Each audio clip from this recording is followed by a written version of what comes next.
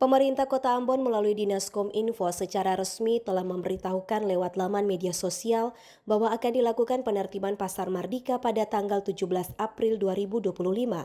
Penertiban dilakukan dengan melakukan pembongkaran terhadap bangunan kios, tenda, lapak atau sejenisnya.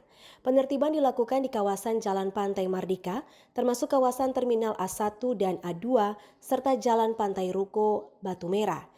Sebelum dilakukan pembongkaran pada tanggal dimaksud, pemerintah Kota Ambon meminta para pedagang untuk meninggalkan serta membongkar secara mandiri lapak atau kios mereka.